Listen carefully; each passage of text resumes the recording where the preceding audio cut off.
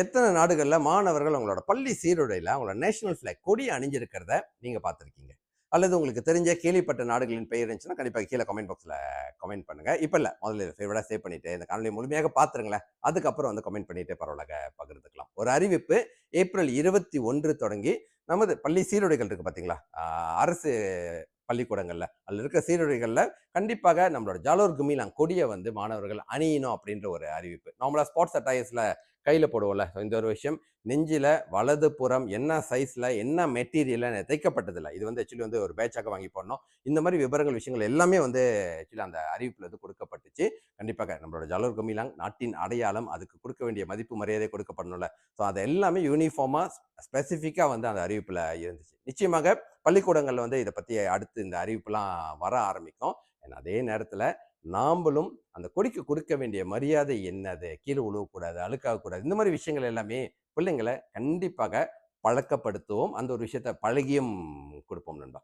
So இது வந்து சரியா தவறா, இதுக்கு பிளஸ் என்ன மைனஸ் என்ன அப்படின்னு பல விவாதங்கள் ஆக்சுவலி அறிவிப்பு வந்தோன்னே ஆரம்பிச்சாச்சு, போயிட்டு தான் இருக்கு. பட் எது எதுவாக இருந்தாலும் இது வந்து அமலுக்கு வந்தால் கண்டிப்பாக ஜாலோர் குமிலாங் அது வந்து கொடுக்கப்பட வேண்டிய நம்ம தனத்தும் படாராவோட அது ஒரு அடையாளங்க. ஓகே, அது சொல்றப்ப எனக்கு வந்து வார்த்தைகளை விவரிக்க முடியாத ஒரு அடையாளம். அந்த ஒரு விஷயத்த நம்ம எந்த அளவுக்கு போற்றுறோமோ மதிக்கிறோமோ பல விஷயங்கள் வந்து ஆக்சுவலி நல்லதா நடக்கும். இது வந்து ஒரு ஒரு ஒரு பாசிட்டிவான ஒரு அவுட்கமா வர்றதுக்கு முதல் விஷயம் அதுக்கு கொடுக்க வேண்டிய மதிப்பு மரியாதை அண்ட் புரிஞ்சு போடணும், அப்படின்னா அர்த்தம் என்னன்னு தெரியணும் அப்படின்னு ஒரு விஷயங்கள் எல்லாமே பழக்கப்படுத்துறதுக்கு இதை வந்து ஒரு வாய்ப்பாக பயன்படுத்திக்கலாம். இது வந்து இப்ப ரீசன் அப்டேட் ஏப்ரல் 21 முதல் வந்து இது அமலுக்கு வரப்போகுது அப்படின்ற ஒரு விஷயம். இது பள்ளிக்கூடங்கள்ல மட்டும் இல்லை, மெட்ரிகுலேஷன் காலேஜஸ், காலேஜ் கத்தான் எண்ணம் என்னது டீச்சர்ஸ் ட்ரைனிங் காலேஜஸ், இந்த இடத்துல எல்லாமே வந்து போடணும் அப்படின்னு. அண்ட் அதே நேரத்தில் தனியார் கல்லூரிகள் அல்லது அரசு கல்லூரிகள் இதில் வந்து ஆக்சுவலி ஆப்ஷனலாக கொடுக்க போகிறதா அந்த ஒரு அறிவிப்பு இருந்துச்சு. ஓகே, ஸோ உங்களோட கருத்துக்கள் எதுவாக இருந்தாலும் கீழே கமெண்ட் பாக்ஸில்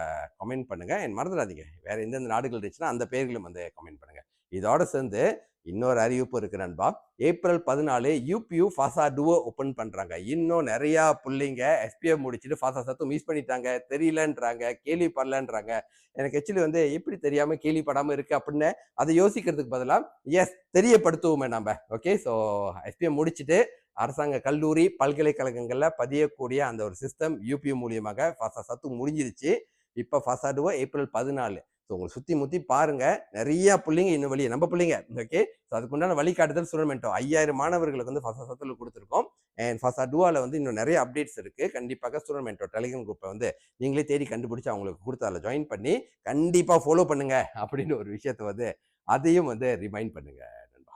வெற்றி வணக்கம், டாக்டர் புனித்.